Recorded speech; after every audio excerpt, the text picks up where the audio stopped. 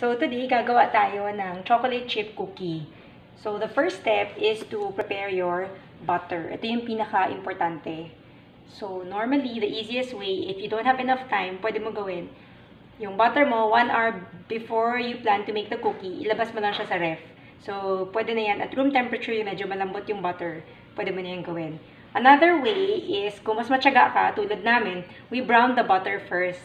So iinitin mo siya in low heat sa isang maliit na kaldero, just to brown the butter para mas lumabas yung amoy.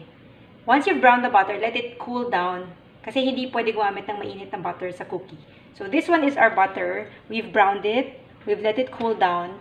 So medyo tumigas na siya ulit. So first, you pour in your butter into a big mixing bowl. So that is our brown butter. Mas lumalabas kasi yung flavor ng butter kapag ganito siyang browned. Just take care na hindi nyo siya masunog kasi papait naman yung butter. So this is about 8 tablespoons of butter, or you can measure, pag liquid na siya, tingnan nyo kung umabot siya ng about 1/2 cup of butter. Yan. So you should choose a butter with high fat content. So usually, it's good to use Anchor butter. But if wala, basically any brand, pero you have to use unsalted butter. Kasi, mas matatansya mo yung alat ng cookie. So, use unsalted always for baking. Yan. So, butter. Once your butter is in, you can now add your sugar. So, this is 1/2 cup of brown sugar and 1/2 cup of white sugar. So, just add it in. Okay. And what we're gonna do now is, we're going to cream, the process is called creaming it together. So, we're gonna use a hand mixer to cream the ingredients together. Okay.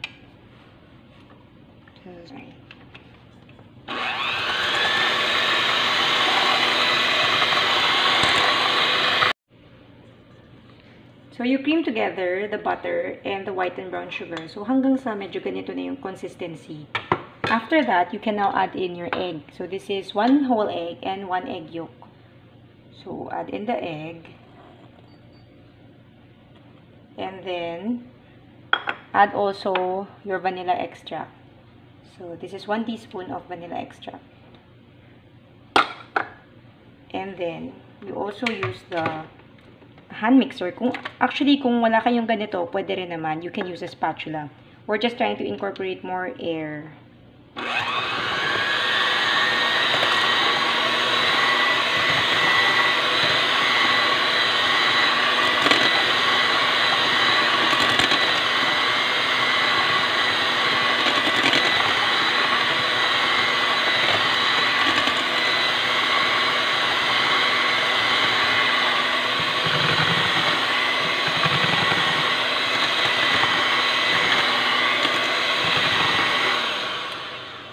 Just do it for a few minutes until well incorporated. So just give it a slight mix when you put it in. Your baking soda and your salt. Okay. Ngayon, now we're going to sift in our cornstarch. This is about 1 tablespoon of cornstarch. So, nakakatulong to make your cookie more crunchy. So, just carefully sift in your cornstarch. And also your flour. This is all-purpose flour. 1 and 1/3 cup of all-purpose flour. Pero na-sift na namin to kanina. So, we're just going to put it in our dry mixture. You can put it in 2 batches. So, at this point, you want to be very careful folding the ingredients in. You don't do a stir, you just fold the ingredients in. Because if you overmix your dough, magiging parang bread na siya. Or cake yung texture. So, you don't want to overmix. You just incorporate this hanggang sa hindi mo na masyado makita yung mga puti-puti from the flour. Yan. Kasi, pag wala ka na makitang puti-puti, you have to stop mixing para hindi siya ma-over.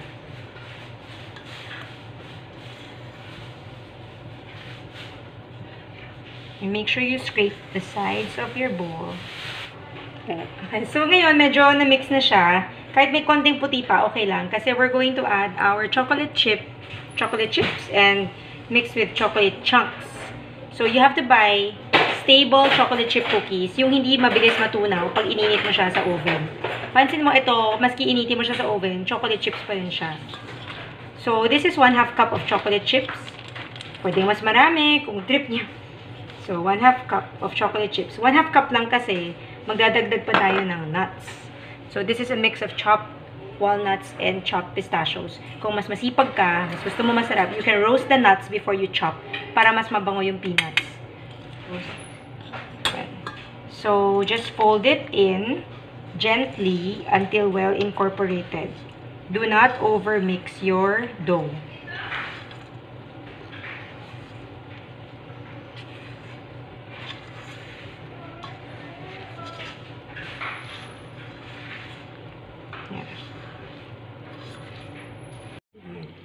Yan. So, kung gumamit kayo ng medyo soft lang na butter, pwede nyo na siya i-bake kaagad. Just scoop it into balls. Pero kami, wet yung butter, melted. So, after you make the dough, put it in your ref for 1 or 2 hours. Galing na sa ref yung ating dough. So, pwede mo na siyang i-shake. Using a scooper or just using your hands and use 2 spoons. So, like this.